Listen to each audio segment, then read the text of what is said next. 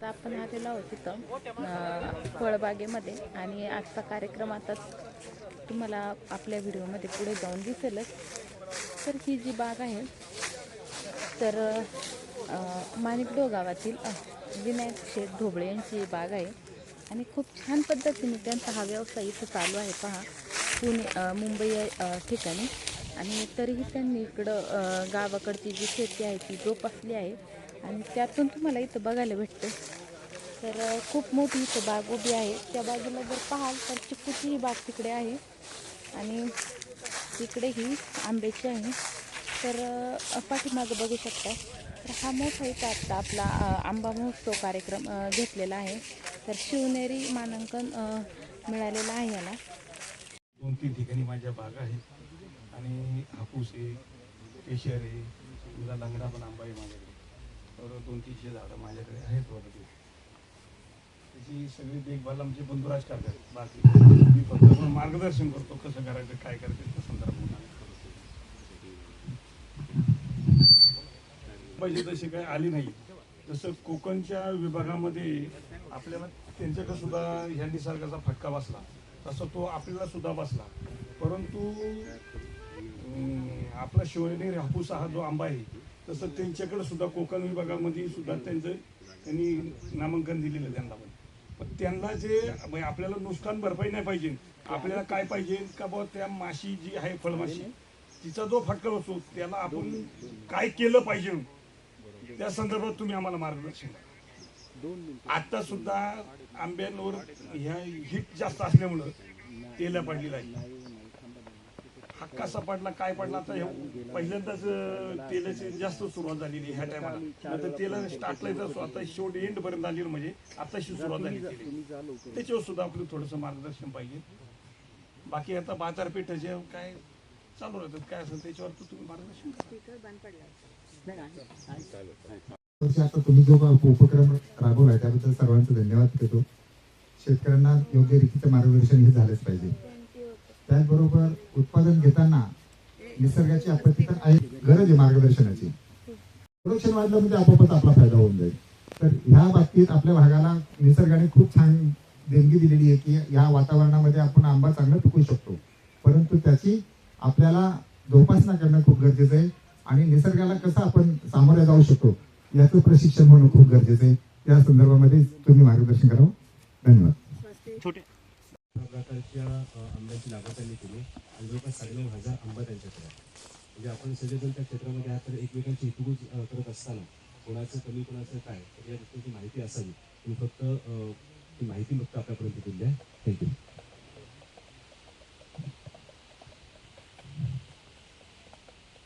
या ठिकाणी खरं तर काळेसाहेब आलेले आहेत. मी काळेसाहेब दिलगिरी व्यक्त करतो की मी लेट आलो, तुम्ही पाहुणे लवकर आलात. आणि या ठिकाणी खरं तर आमचे सगळे मित्र यूट्यूबर या ठिकाणी आले, त्यांचे धन्यवाद देतो. साहेब अनेक वर्ष पारंपरिक शेती करत असताना आमच्या आजोबा पंजोबांपासून आंब्याची लागवड झालेली आहे. कालांतराने ती भिरूड वगैरे लागणं, खोडकीड लागणं, त्याच्यानंतर काही झाडं गेलेली आहे. परंतु त्याच्यानंतर ती 40-50 वर्षाची झाडं झाली. त्याच्यामधली झाडं ती गेली, ती आज तागायत हो आपण पुढं संगोपन करू शकलो नाही. खरं तर साहेब सर्वांना या ठिकाणी तुम्ही मार्गदर्शन करणार आहेत. परंतु आपल्याकडचा या पश्चिम भागामध्ये आता जर पाहिलं तर पश्चिम भागामध्ये पूर्वी आंबा यायचा, आता तो पूर्व भागामध्ये येतो. वातावरण बदललेले, क्लायमेटनुसार फवारणे किंवा त्याचं संगोपन करणं हे अवघड झालेलं आहे. फळमाशीचं प्रमाण गेल्या वर्षी जर पाहिलं तर मार्केटमध्ये आपला आंबा कोण खात नव्हता, अशी परिस्थिती फळमाशीमुळं झालेली होती. जो साक्या आंबा जुन्नरमध्ये 80 रुपये 90 रुपये डझननी जायचा, तो साक्या आंबा शेतकरी जुन्नरमध्ये घेत नाही. म्हणजे त्या साक्या आंब्यामधनं आपलं जो काढणीचा आणि याचा खर्च तो साक्या आंब्यामधनं निघायचा. परंतु आता परिस्थिती फार अवघड झालेली. आणि मला वाटतं मी केविकेला एक अर्ज केला होता साहेब की सामुदायिक फळमाशी नियोजन, त्याच्यावरती मी बरेच वेळा तिथे जाऊन आलेलो. परंतु त्यांनी काही डिसिजन घेतलं नाही. परंतु सर आम्ही शेतकरी जे आहेत, जर मी त्याच्यावरती ट्रॅप लावला तर शेजारच्याने जर लावलं नाही तर त्याचा साहेब काहीच उपयोग होत नाही. आणि त्या अनुषंगाने मला असं वाटतं आज सगळे शेतकरी या ठिकाणी जमलेले आहेत. सर्वांनी एक निर्णय जसा घ्यायचा आहे की आता या ठिकाणी बुट्टे साहेबांनी सांगितलं की 4 झाडावाला अनुदान घेतो आणि फळबागावाला अनुदान घेत नाही, ही वस्तुस्थिती या ठिकाणी आहे. म्हणून भविष्याच्या काळामध्ये सगळ्यांनी एकत्र येऊन विमा असो किंवा नुकसान भरपाई असो, सर्वांनी जर एकत्रित येऊन भविष्यामध्ये जर काम केलं तर नक्कीच आपला शेतकऱ्याचा या ठिकाणी फायदा झाल्याशिवाय राहणार नाही. अनेक जाती या ठिकाणी आपण लागवडी करतो. आता साहेब त्याबद्दल सांगतीलच. इस्राईल याच्याप्रमाणे 8-12 आता भाऊ आम्ही लागवड बऱ्याच केलेल्या आहे, त्याबद्दलही आपण मार्गदर्शन करावं. त्याचप्रमाणे सामुदायिक मार्गदर्शन करत असताना या ठिकाणी फवारणी, या वर्षी आलेला मोहर आणि मिळालेलं उत्पन्न, मला वाटतं आपण जर आता ह्या बागेत फिरला तर याही ठिकाणी या ठिकाणी बघा विलासजी सर ट्रॅप लावलेले. त्या ट्रॅपमध्ये मला वाटतं 2 ते 3 दिवसात ट्रॅप फुल होतो अशी कंडिशन या ठिकाणी झालेली आहे. साहेब त्याच्यावरती आपण मार्गदर्शन करावं. आपण सर्व मंडळी या ठिकाणी आले. खऱ्या अर्थानं आमचे मार्गदर्शक भाऊ गेले कित्येक वर्षे या क्षेत्रामध्ये काम करतात, त्यांचे मार्गदर्शन आम्हाला या ठिकाणी मिळतं. सर्व शेतकऱ्यांच्या वतीनं, सर्व फळबागदारांच्या वतीनं साहेब आपले या ठिकाणी स्वागत करतो आणि आपण आम्हाला मार्गदर्शन करावं. सर्व उपस्थित या ठिकाणी युट्यूबर्स आहेत. विलास सर शिवजन्मभूमीला आंबा आहे म्हणून आपल्या शिवजन्माचं जे वरची सगळी डिझाईन आहे ते शिवजन्मभूमीची घेण्यात आलेली आहे.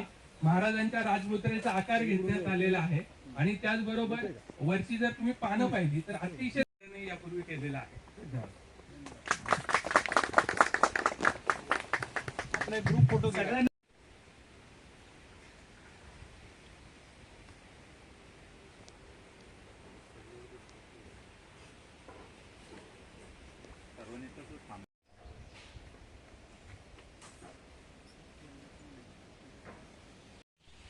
यांना या ठिकाणी आपण आल्याबद्दल आपले या ठिकाणी स्वागत करतो आणि या ठिकाणी थांबतो. धन्यवाद.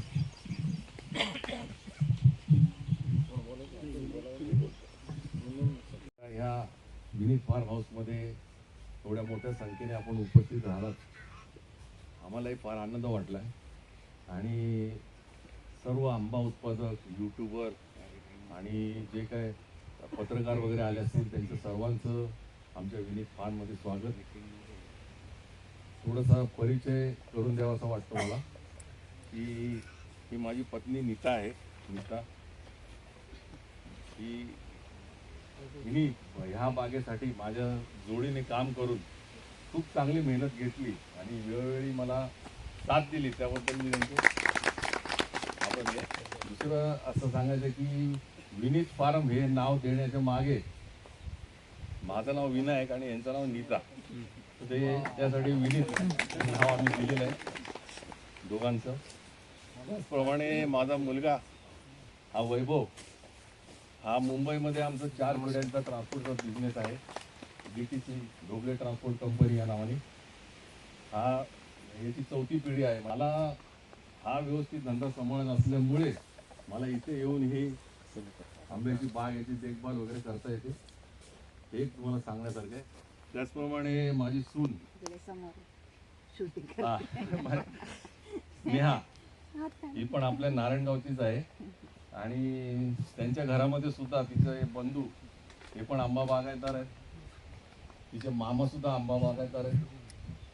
तसंच आमचा छोटू, माझा नातू स्वस्तिक, हा महाराष्ट्राच्या फुटबॉल याच्यातनं तो खेळतो. रिलायन्स कंपनीच्या लिटल चॅम्पमध्ये तो आहे.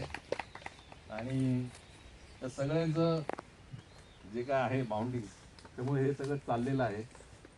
तर आता मूळ विचार येतो. आपल्या जुन्नर आंबेगावच्या ह्या हापूसला जे काय मानांकन मिळाले त्यामध्ये आपल्या सगळ्यांचा सहभाग आहे आणि विशेषतः काळे साहेबांचा पण सहभाग भरपूर आहे. आता आपल्याला नुसतंच ते मानांकन घेऊन थांबायचं नाहीये, त्याचं प्रमोशन केलं पाहिजे, त्याची प्रसिद्धी केली पाहिजे आणि आपल्याला जास्तीत जास्त याची जागतिक बाजारपेठेमध्ये कसं जाईल ह्याच्याकडे बघितलं पाहिजे. आणि दुसरं म्हणजे आपल्याला कसं जास्तीत जास्त भाव मिळेल त्याच्याकडे पण आपल्याला लक्ष दिलं पाहिजे. तर दुसरं थोडंसं एक सांगावं असं वाटतं की ढोबळे कुटुंब आणि आंबा ह्याचा गेले 100-125 वर्षापासूनचा इतिहास आहे आणि ढोबळे कुटुंबासाठी एक फार गौरवाची गोष्ट आहे.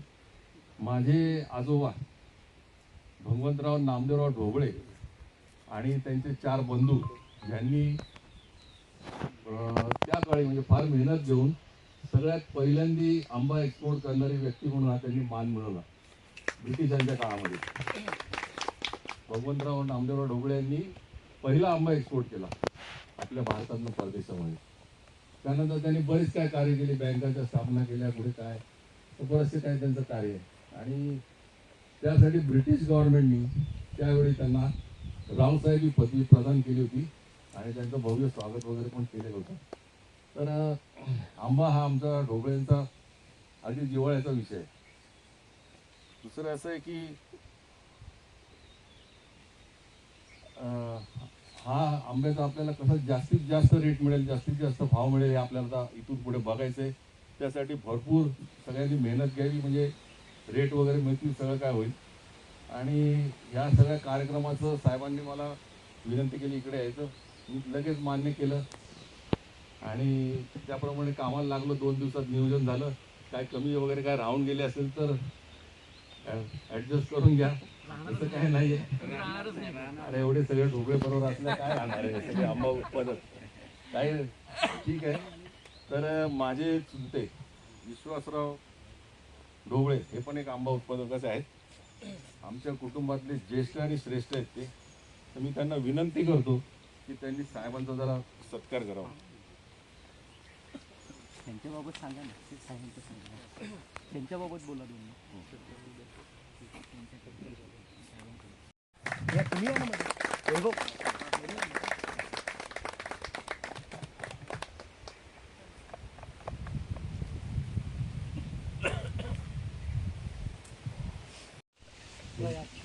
हां, वय 88. आपल्यापैकी बऱ्याच जणांचा परिचय त्यांच्यावर असेलच, काय वाद नाही आहे.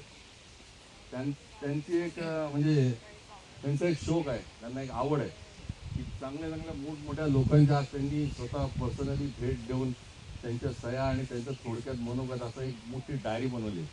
आणि सांगायला अभिमान वाटतं की अमिताभ बच्चन असो, लता मंगेशकर असो, सचिन तेंडुलकर असो, राजकारणातली मोदी साहेब असो, असं खूप मोठी त्यांची डायरी आहे. आणि कधी फुरसतमध्ये त्याचं तुम्ही कधी पण बघा, म्हणजे त्याचं पण तुम्ही हे घ्या, डायरी तुम्ही बघून घ्या. अगदी नुसतं हे नाही, तर परवा असाच विषय चालला होता, तो फक्त राजकारणी आणि चांगले लोक वगैरे असं काय नाही, अरुण गवळींचं सुद्धा त्याच्यामध्ये म्हणजे सगळ्याच टाईपचे लोक आहेत. ठीक आहे, आपण सर्वांनी बागेत आलात त्याबद्दल धन्यवाद. आणि आता मी पुढची कारवाई साहेबांकडे देतो. थँक्यू. म्हणजे मी बसूनच बोलतो मला या आंबा उत्पादक, यूट्यूबर्स, पत्रकार आणि सर्व उपस्थित बंधू, आजचा हा जो कार्यक्रम आहे हा मी एक पहिल्यांदा क्लिअर करू इच्छितो की तुम्ही कितीही काही पिकवलं आणि ते विकलं गेलं नाही तर काहीच उपयोग नाही.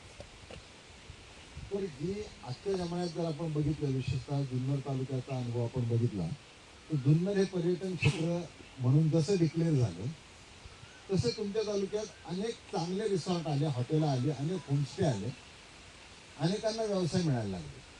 ठीक आहे, तर प्रत्येक हॉटेलवाल्यांनी आणि होमस्टेवाल्यांनी केलेलं प्रमोशन नव्हतं.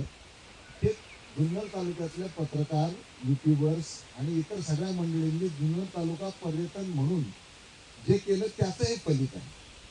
आपण म्हणतो हे आमचं हॉटेल चालतं, परंतु त्याच्या मागं इतर अनेक लोकांनी केलेलं काम महत्त्वाचं असतं. आणि म्हणून मी सगळ्या शेतकऱ्यांना एवढं सांगेन की आजची जी आपण ही बैठक घेतलेली आहे तिचे खरे हिरो म्हणाल तर आजचे उपस्थित युट्यूबर्स आणि पत्रकार आहेत. जे आपण सगळ्यांनी लक्षात घातला. आजचा विषय काही आंबा उत्पादकांच्या अडचणींचा नाही, त्यासाठी आपण वेगळं बसावं लागेल. पण सगळ्या आंबा उत्पादकांना मी एवढंच सांगेन की तुमच्या तालुक्यात एवढं चांगलं पॉझिटिव्ह पब्लिसिटी करणारं टीम मी एकही बघितली नाही. म्हणजे आंबेगाव तालुक्यात तर सोडाल, पण कुठल्याच तालुक्यामध्ये इतक्या मोठ्या प्रमाणावर एखादं मोहळ जसं असतं त्या मोहळाप्रमाणे काम करणारी टीम तुमच्याकडे आहे. त्या टीमचा वापर आपल्याला करता आला पाहिजे. आपण जो काय आंबा 10% उरला असेल, 20% उरला असेल, याचं योग्य प्रमोशन केलं पाहिजे. आणि मी सगळ्या पत्रकार मंडळींना आणि जुन्नर तालुका पर्यटनाला ज्या सगळ्या मंडळींनी मोठं पण दिलं आणि हा तालुका वाढवला, त्यांना मी या निमित्तानं अशी विनंती करेन की तुम्ही खरोखर ह्या शिवनेरी हापूस याच्यासाठी जर तुम्ही थोडं लक्ष घातलं आणि ब्रँडिंग केलं तर मला वाटतं की निश्चितपणे जसा जुन्नर तालुका पर्यटन म्हणून प्रसिद्ध झाला तसंच शिवनेरी हापूस हे जगभरामध्ये नाव होईल. परंतु जगभर सोडा, आपल्याला मुंबई आणि अहमदाबाद ही दोन जी हापूस आंबा खाणारी महत्वाची ठिकाणं आहेत तिथं आपल्याला लक्ष द्यावं लागेल. हे करण्यासाठी आपल्याला स्थानिक पातळीवरती जेवढं जमतील तेवढं प्रत्येकाने आपापल्या बागांमध्ये आपली इतकी मंडळी आहेत, मित्रमंडळी, यांना बोलवावं लागेल. अशा बैठका तर आपण एकत्रित घेत जाऊ, परंतु प्रत्येकाने आपल्या आपल्या पातळीवर प्रयत्न करावे लागतील. आपल्या आंब्यांसाठी प्रयत्न करावा लागेल. GI मिळवणं ही एक मोठी प्रक्रिया होती. श्रीराम भाऊंनी सांगितलं तसं या प्रक्रियेची सुरुवात म्हणजे पवारसाहेब ज्या वेळेला 2013 साली आले त्यावेळी ते म्हटलं, मग तुमच्या आंब्याला वेगळे पण असं वेगळं हे मिळण्यासाठी तुम्ही लोकांनी प्रयत्न केले पाहिजे. ती एक तिथून सुरुवात झाली आपली. त्यानंतर अनेक आपण वाटचाली करत गेलो. अजितदादा असतील, सध्याचे मुख्यमंत्री असतील, बऱ्याच मंडळींनी याच्यामध्ये आपल्याला मदत केली आणि GI मध्ये आपण मागच्या वर्षी GIच्या रजिस्ट्रेशन पर्यंत पोहोचलो. GIचं रजिस्ट्रेशन पोहोचणं या प्रक्रियेमध्ये सगळ्या उत्पादकांनी जसा महत्वाचा भाग घेतला तसं आपल्या KVKचं आपल्याला महत्वाचं कॉन्ट्रीब्युशन हे लक्षात घ्यावं लागेल. KVKने कॉन्ट्रीब्युशन केलं, शेतकऱ्यांनी फॉलोअप ठेवला आणि आपण एका स्टेजला आलो की जे इंडिकेशन आपल्याला मिळालं तिथं फायनल हिअरिंग व्हायचं आहे ते होईल. परंतु हे झाल्यानंतर एक लक्षात ठेवा, सगळ्यांनी खरा धोका आणि खरा प्रॉब्लेम पुढं आहे. जसं GI इंडिकेशन हे हजारो प्रॉडक्ट्सला मिळालेलं असतं. पुरंदरची सीताफळ याला आहे, मराठवाड्याचा केशर आहे, परंतु बाजारात गेल्यावर आपण असं म्हणतो का की मला पुरंदरची सीताफळ द्या, मला मराठवाड्याचा केशर द्या. आपण नाही म्हणत, कारण ते ब्रँडिंग असायला पाहिजे. फार महत्वाचं आणि अवघड काम आहे. हे अवघड काम केलं तर जुन्नर तालुक्यातली ही व्यावसायिक मंडळी करू शकतील असा माझा आजपर्यंत अनुभव.